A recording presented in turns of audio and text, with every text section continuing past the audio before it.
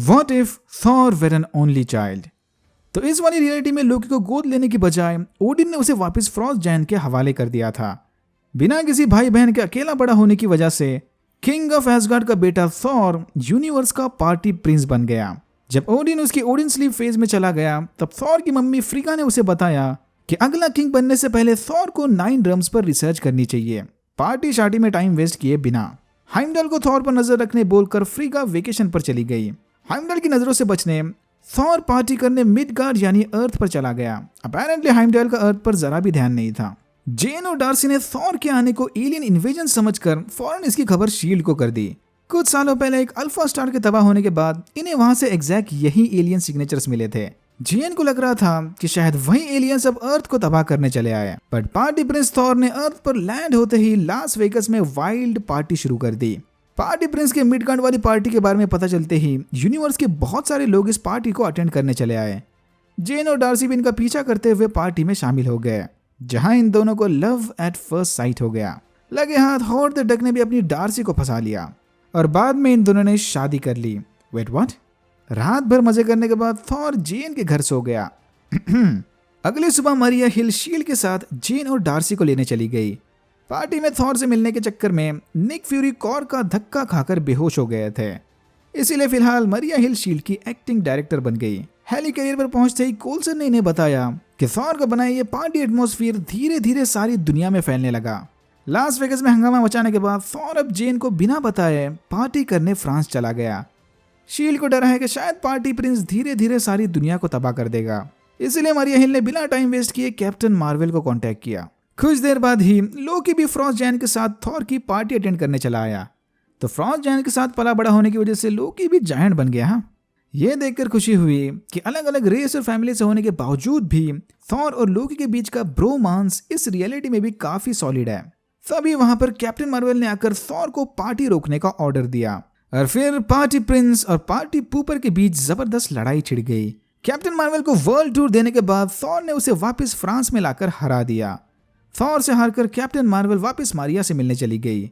Apparently captain Marvel ने अर्थ की सुरक्षा के लिए अपने पावर्स कंट्रोल में रखे थे कि कहीं थॉर को हराने के चक्कर में ये गुस्से में अर्थ को ही ना तबाह कर दे।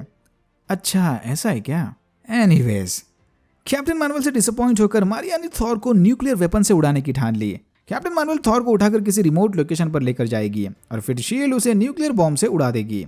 तभी थॉर ने जेन को कॉल करके रोमांटिक बातें करनी शुरू कर दी। थॉर ने जेन को बताया कि वो अल्फा स्टार एक्चुअल में एक मीटेराइट था जो ऑलरेडी ब्लास्ट होने वाला था। इन्होंने तो बस उसके फाइनल मोमेंट में वहां पे पार्टी करके उस स्टार को एक इपिक सेंड ऑफ दे दिया और वहां हुई तबाही में किसी की भी जान नहीं गई।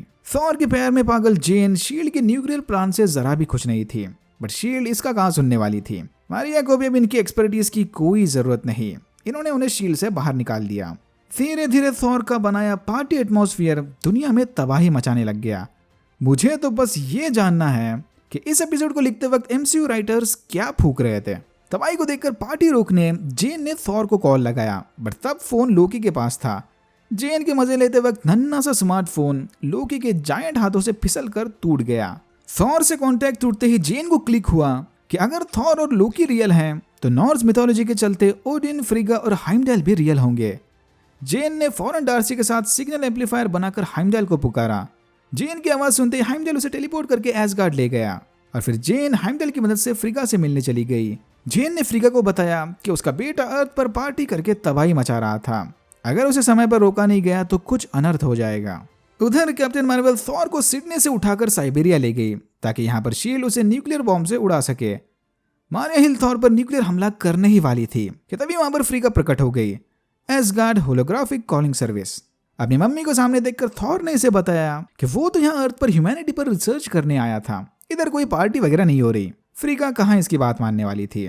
मामले की छानबीन करने फ्रीगा थॉर से मिलने खुद अर्थ पर आएगी। ये सुनते ही थॉर के चेहरे पर 12 बज गए। मारिया हिल ने न्यूक्लियर अटैक रोक दिया क्योंकि मम्मी की डांट न्यूक्लियर बॉम्ब से ज्यादा खतरनाक होती है। मम्मी के डर से थॉर ने पार्टी रोक दी और जैसे ही इसने सबको बताया कि फ्रीगा अर्थ पर आ रही है, बाकी सारे भी थॉर के साथ सफाई में जुट गए। अर्थ पर आते ही फ्रीगा ने देखा कि थॉर अपने साथियों को ह्यूमन कल्चर पर लेक्चर दे रहा था।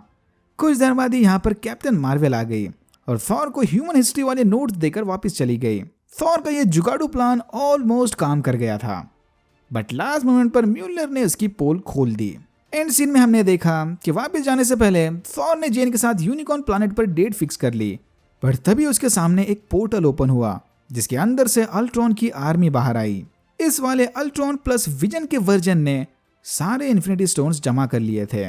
और यहाँ होता है एपिसोड 7 खत्म।